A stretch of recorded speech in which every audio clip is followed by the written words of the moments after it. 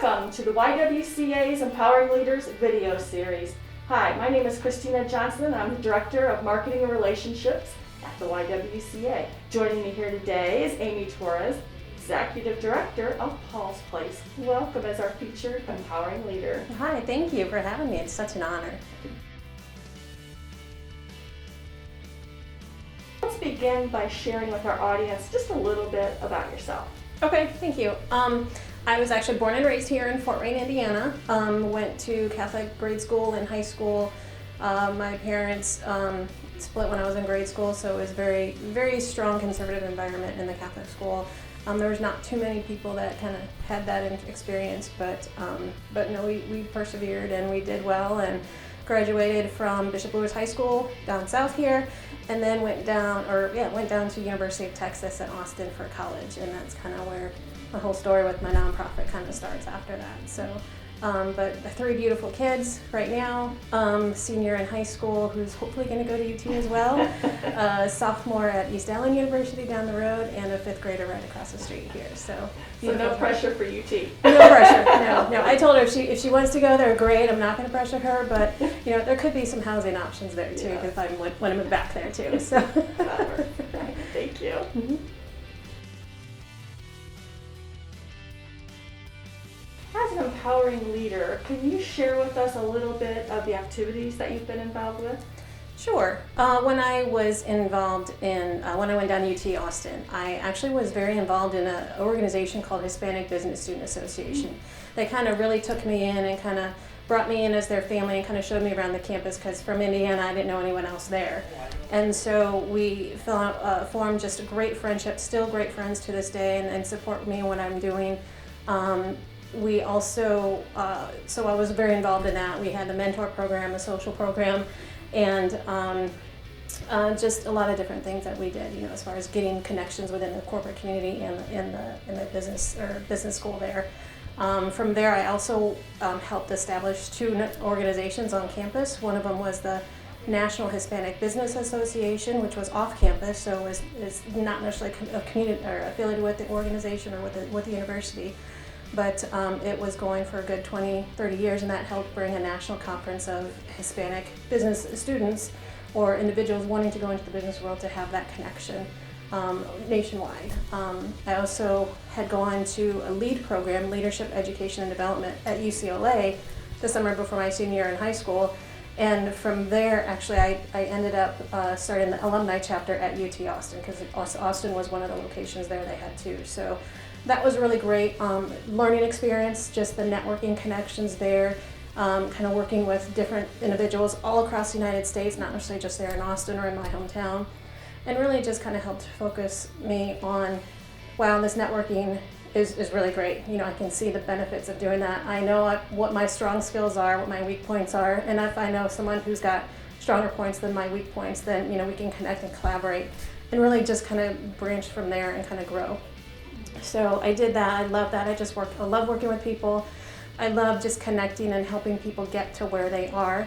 And then, so that kind of brought me, after I was with my father in Houston, Texas, when he was diagnosed with lymphoma and treated there.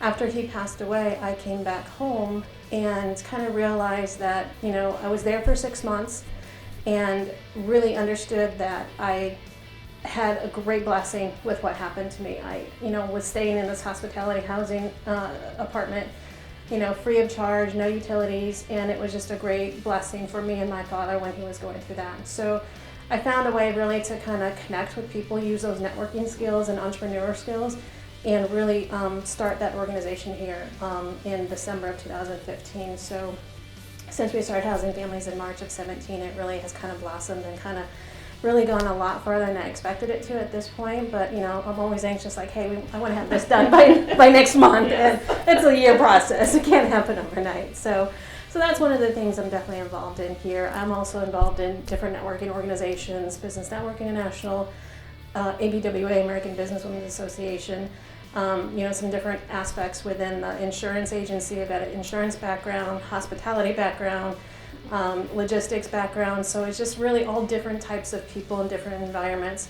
kind of rolled into one that really helped me form the nonprofit organization Paul's Play Support for Families. And so that was named after my father, Paul, and our experience. And so that really just kind of is really my passion and, you know, my need and my want to help others and help grow this community more, you know, in different aspects, because it's definitely changed in the 20 years since I've been back, as opposed to the 20 years that, you know, 18 years when I started here too. So I can definitely see a change in the environment, and it's great. It's just really growing.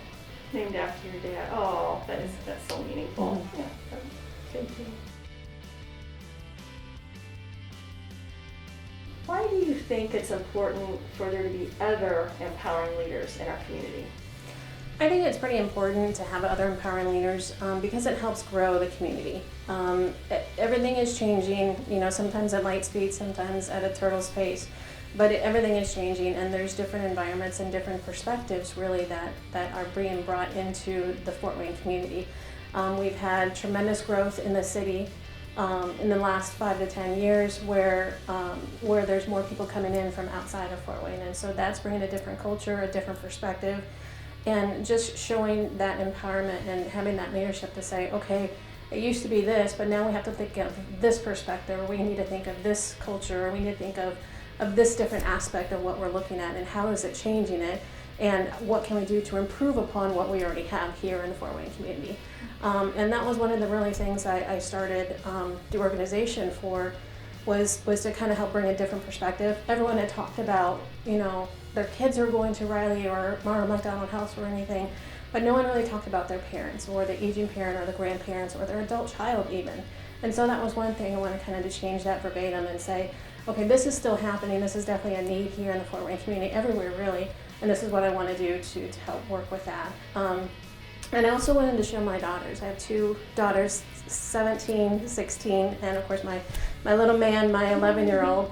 You know, I wanted to show them that they don't necessarily have to follow the crowd. If they have a passion, then they can go ahead and do that on their own. But just be aware, it could be a bumpy road, but know that your passion is really what's gonna help keep you more focused for doing that work you're doing, and understand that that's okay to not follow the crowd, but really to help improve everything and kind of help be like a servant leader here in the Fort Wayne community as well, or wherever they want to be.